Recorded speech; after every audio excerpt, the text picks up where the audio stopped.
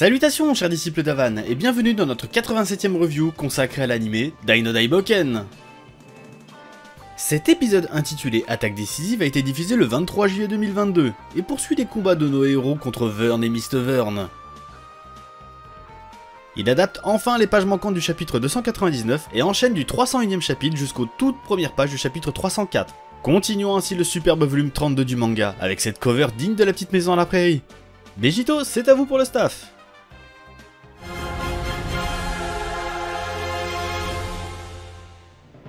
Bonjour, ici le staff. L'épisode cette semaine a été réalisé par Yoshihiro Ueda, l'un des vétérans sur la série. Comme souvent, il propose un découpage à l'ancienne qui pourrait donner un feeling proche des années 90. La direction de l'animation est assurée par Atsuko Kawamura qui est également très prolifique sur l'anime. C'est déjà sa 11e participation. Du côté des animateurs, nous retrouvons notre cher Sanda qui a réalisé des cuts d'action très satisfaisants entre Dai et Vern. Pour l'anecdote, il nous a confié qu'il n'a presque pas été corrigé. Emiko Miyamoto, qui supervisait l'animation, a juste retouché très légèrement le passage de l'avant-strash. Nous pouvons également noter qu'il a réalisé de beaux effets de flammes, alors qu'il a voulu même ne pas bien maîtriser le sujet. Quelle modestie! Le magnifique Dorohara a été confié à Yo et Sasaki, un animateur très prolifique sur Gintama qui a récemment animé la scène où Im se bat contre les monstres de l'armée du mal. Allez, il est temps d'analyser cet épisode où nous pouvons apprécier un beau cassage de gueule des antagonistes. C'est parti!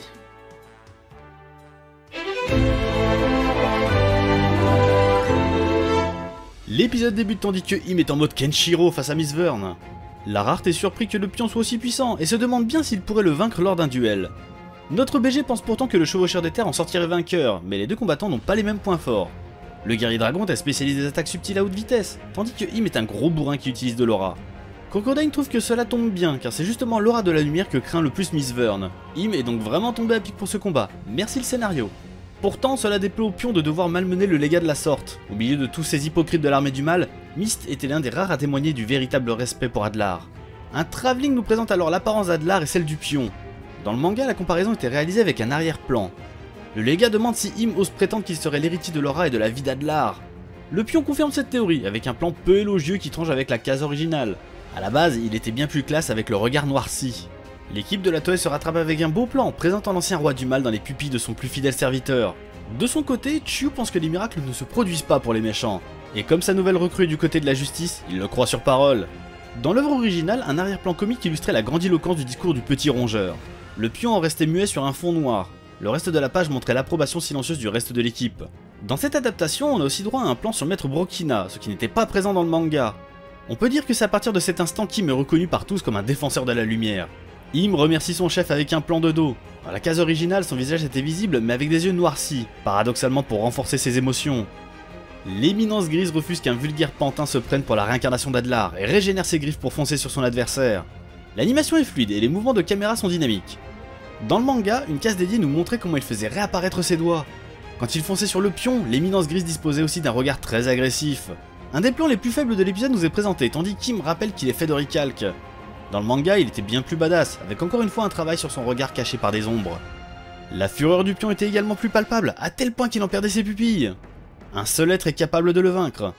Évidemment, il parle de notre BG intellectuel, mais notre petit rat tient son rôle de comique et il pense qu'il parle de lui. Et c'est parti pour la baston! Alors que Miss Vern tente de transpercer Im, le pion arrête sa lame à main nue. Cette technique se nomme le Shinken Shirahadori, qui rappellera d'ailleurs à bien d'entre nous les moments de bravoure de Shiryu face à Shura du Capricorne. L'épisode nous régale de plusieurs plans du pion, regardant son adversaire droit dans les yeux, ce qui n'apparaît pas dans le manga. La page de base est d'ailleurs plus expéditive, avec une sensation de vitesse impressionnante dans les mouvements. Ici, on a la sensation que la lame résiste un peu plus. Le résultat reste savoureux avec un superbe ralenti. Le pauvre Mist se fait empoigner et se prend un méga coup de boule. Le choc est tellement violent que Pop a l'air de souffrir pour lui. D'ailleurs, dans le manga, il en clignait un des yeux pour encore plus marquer son visage. Im est en train de maltraiter son adversaire, et les dégâts infligés sont terribles. La tenue de l'éminence grise est rapidement endommagée. Mist est obligé de reconnaître que son adversaire est trop fort pour lui, et il doit faire appel à son pouvoir caché. La colorimétrie de l'épisode change alors pour représenter la télépathie entre le légat et Vern. C'est un choix intéressant qui permet de créer une ambiance particulière. Dans le manga, il y avait juste des fonds noirs illustrant le manque de réponse de la part du dieu du mal. De plus, la traînée réalisée sur les yeux de Miss Vern est aussi un ajout dans cette adaptation. Ces détails nous présentent ce terrible ennemi comme jamais nous ne l'avions vu jusque maintenant. On retourne du côté de Dai contre Vern avec une animation navrante sur les coups d'épée. C'est une des grosses faiblesses de l'épisode à n'en pas douter. Au niveau du timing du combat dans le manga, on se retrouve pile au moment où Killvern observait le combat dans l'épisode précédent. D'ailleurs dans l'œuvre, il n'y avait pas de coupure avec la confrontation contre Mist. Le passage avec Killvern nous replongeait directement dans la bataille entre Vern et Dai. Le changement de temporalité et les va-et-vient entre les batailles est donc une modification importante du volume 32 dans cette adaptation. Dai est toujours aussi surpris de la facilité avec laquelle il arrive à faire jeu égal avec Vern. Il essaye d'en comprendre les causes, comme l'effet du Minacator. Mais comme Adlar n'avait pas été contraint par ce sort, il en va de même pour le dieu du mal. L'explication serait-elle plus basique? Dans cet épisode, Dai parle de la croissance de sa puissance. C'est un ajout du script de cette adaptation, car dans le manga, alors qu'il réalise une introspection sur fond noir, il ne termine pas sa phrase. Peut-être était-ce par peur de son propre pouvoir? Vern lui demande ce que cela fait d'être autant enivré par sa propre puissance et compare cette sensation à un grand cru. Cela le fait rire, puisque Dai est trop jeune pour comprendre là où il veut en venir. Ce passage semblait plus pesant dans le manga, avec les pupilles en retrait sur Vern et un fond noir appliqué sur Dai pour marquer sa confusion. On retourne du côté de Mist, qui décide d'utiliser sa carte maîtresse en injectant toute son aura des ténèbres dans sa main. Ses yeux s'éclairent, ce qui reprend la case de base. Dans le manga, le nom de cette technique, le Tomesai Shusho, était présenté sur une case dédiée. L'effet de la technique semble plus localisé dans cet épisode. Dans la page de base, on avait la sensation que l'aura s'étendait davantage sur le côté, ce qui la rendait plus agressive et impressionnante. Pop et Crocodile alertent Im sur la dangerosité de cette aura, mais le pion se prépare à continuer le combat avec un plan magnifique. Pourtant, Yunkel semble reconnaître la pose de son nouvel allié. Un très rapide travelling nous présente le pion, mais le manga était plus lisible avec une case verticale pour nous présenter Im sur fond noir. La technique de Miss Vern arrête immédiatement le point droit de son adversaire. L'adaptation fait durer le plaisir, avec plusieurs angles différents pour présenter la résistance. Mais l'arcane de l'ultime légat est bien trop puissant et détruit la main du pion. La case de base était fascinante et permettait de montrer les doigts s'envoler durant le choc. Le bras du pion est petit à petit détruit sous la pression, et l'épisode nous permet de bien apprécier la progression de l'aura des ténèbres. Pourtant, Im semble avoir tout prévu, et avait décidé de sacrifier son bras droit. Dans le manga, comme souvent, Im disposait d'un regard noir pour marquer son côté dur à cuire. C'est vraiment dommage de ne pas avoir repris cette direction, cela lui donnait beaucoup de prestance. Un effort de mise en scène avec un beau mouvement de caméra a été réalisé dans la réalisation de son aura Sonic et Knuckle. Hein? C'est pas ça? Oui, de son aura Knuckle. Le masque de Mist ne peut pas résister à une telle force, et est en partie détruit. Un morceau du visage du légat apparaît dans l'ombre de sa protection, et rappelle le mystère autour de son identité. Un plan inédit nous présente l'action dans la peau de Mist, peu apprécier l'attaque de Im. Dans le manga, son incrédulité était présentée avec une case où l'on voyait des morceaux de sa tunique flotter dans les airs. L'éminence grise semble vaincue, et est envoyée dans les escaliers. Im fanfaronne sur le sacrifice de son bras, et après tout, un simple sort pourra le soigner. Le pion souhaite en finir, mais Yunkel souhaiterait d'abord voir son visage, et lui demande de retirer son masque. C'est sur cette demande et le visage à moitié découvert de Miss Vern que le chapitre 301 du manga se terminait. Du côté de Dai, le face-à-face continue avec le thème divin de l'empereur pour accompagner la scène. Bien qu'il ait pris le dessus par rapport à son adversaire, Vern garde son sang-froid et notre héros ne comprend pas pourquoi. Dans le manga, ses introspections étaient marquées par des fonds gris pour Leona et noirs pour Dai. Le dieu du mal décide d'utiliser son Kaiser Phoenix et un magnifique plan de l'attaque dans l'œil de notre héros nous est proposé. La princesse doit se protéger et retourne dans son trou. D'ailleurs dans le manga, une petite flèche précisait avec un trait d'humour qu'il s'agissait de son refuge. C'était d'ailleurs assez surprenant de mettre de l'humour à un passage aussi important.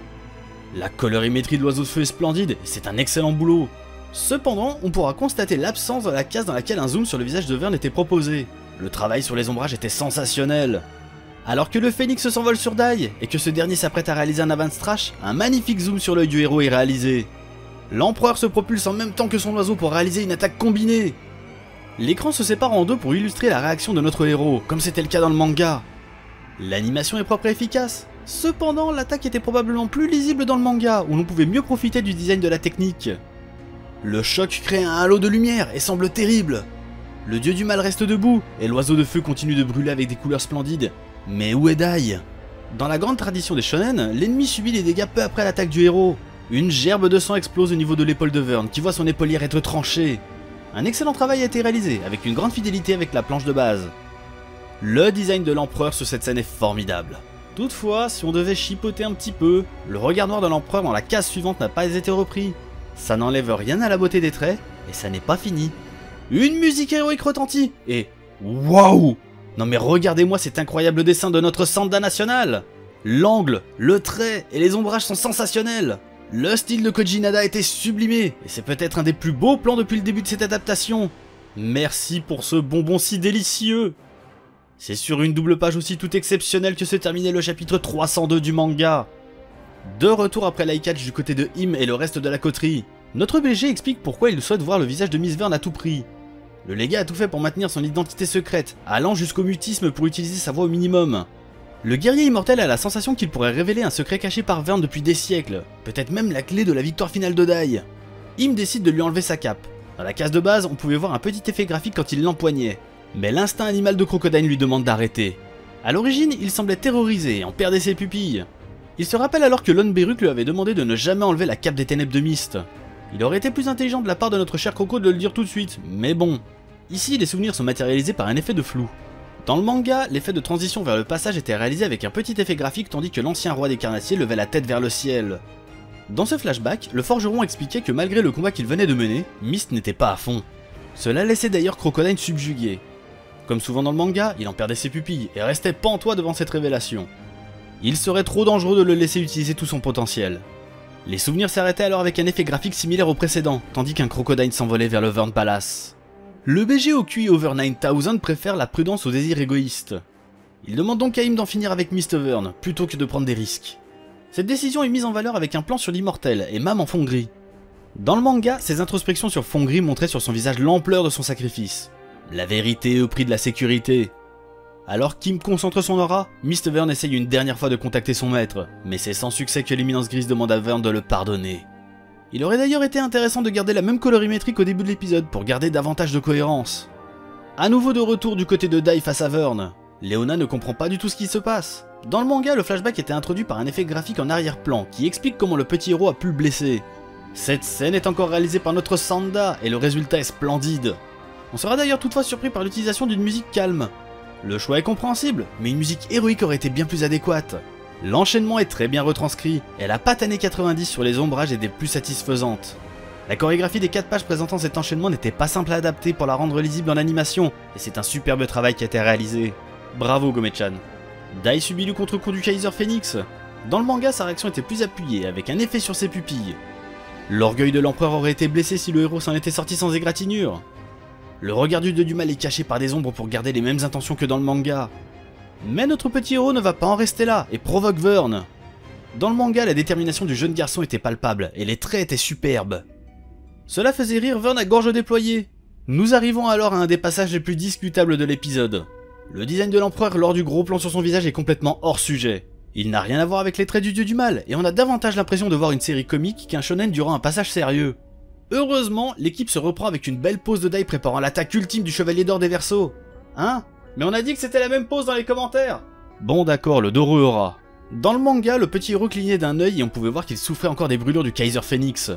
De plus, la concentration de l'aura entre ses mains était graphiquement bien plus appuyée, avec une sphère qui se matérialisait. L'épisode nous offre lui aussi de beaux plans sur le héros. Dai pense que l'empereur a pu survivre à son premier... grâce à son sceptre. Hein? Bon d'accord, promis, j'arrête. A la base, il y avait un combat de regard entre les deux adversaires pour créer un climat de tension et de défi. L'empereur pense que Dai joue à un jeu dangereux, car s'il n'arrive pas à le vaincre, son énergie magique tombera à 0 et sera à sa merci. Dai confirme qu'il sera à 0 MP après cette attaque, mais lance un regard appuyé sur Leona. Dans cet épisode, ce regard est réalisé avec un gros plan sur son visage, mais dans la case de base, un plan plus large montrait qu'il s'adressait directement à Leona qui semblait comprendre. La musique s'envole tandis que Dai balance son Dorohara. Un zoom sur l'œil du petit héros fait la transition avec son attaque. L'effet de puissance est impressionnant. Ceci dit, Dai est beaucoup moins lisible que dans le manga. La planche originale nous présentait l'attaque vue d'en haut, et les effets de lumière étaient maîtrisés. Vern contre-attaque immédiatement avec son sceptre, et les dessins sont magnifiques. L'action va très vite, mais prenons quelques secondes pour apprécier le design de l'empereur du mal. Vous l'attendiez, il est là, c'est de toute beauté. La colorimétrie des attaques est absolument splendide, et le résultat fait encore une fois furieusement penser au shonen des années 90. La planche de base nous montrait bien le choc des attaques, et on était clairement sur un autre niveau de puissance. Vern est emporté par la vague, mais résiste grâce à son sceptre avec un sourire satisfait. Grâce à sa puissance magique, l'empereur peut modifier sa lame et créer un mur d'énergie pour se protéger. Une case du manga nous montrait bien ce bouclier, et même si le plan était un peu étrange, on pouvait mieux comprendre la forme de cette protection magique. On a vraiment la sensation de revivre un combat de vagues déferlantes à la DBZ. Mais Dai commence à être à court de magie, et Vern pense qu'il a gagné le combat. Et c'est à ce moment là que Leona envoie une plume magique pour que son bellâtre recharge ses MP. Notre petit héros a d'ailleurs bien plus de réactivité pour attraper les choses au vol que Gohan. Mais bref, Dai lui adresse un petit sourire et les traits reprennent bien la planche originale. La musique continue de nous emporter et le dieu du mal comprend qu'il est dans une sale posture. Le design de l'empereur est encore magnifique, quelle réussite. Dai utilise alors un deuxième Dorohedoro.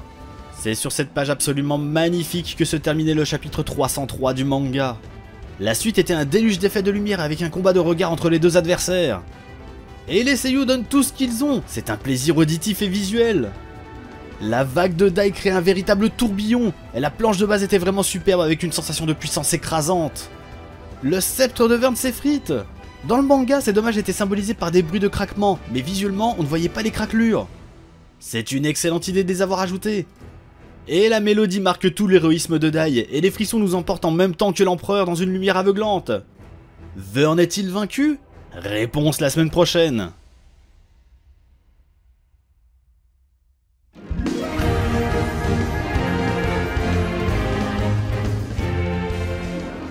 Cet épisode a adapté un moment très attendu du manga, et le moins que l'on puisse dire c'est que la Toei a vraiment mis le paquet sur les moments importants. La partie A de l'épisode a souffert de plusieurs problèmes avec des plans de him assez navrants, et quelques passages manquant de tonus. Cette même partie A est sauvée par un plan absolument incroyable de Sanda avec Dai qui sortait du feu. Un véritable bonbon pour les fans, où l'héroïsme du héros est à son firmament. Nous attendions évidemment en tournant la partie B.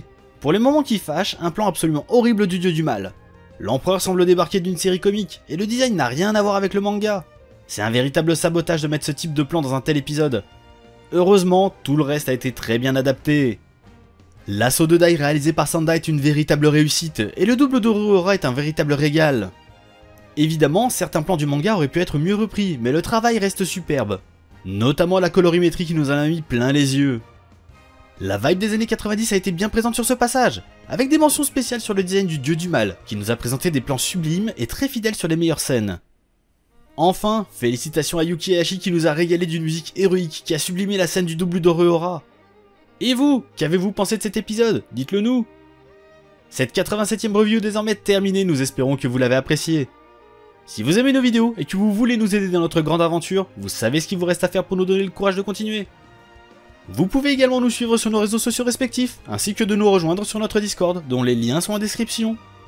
Allez, prenez soin de vous chers disciples d'Avan, et à la semaine prochaine.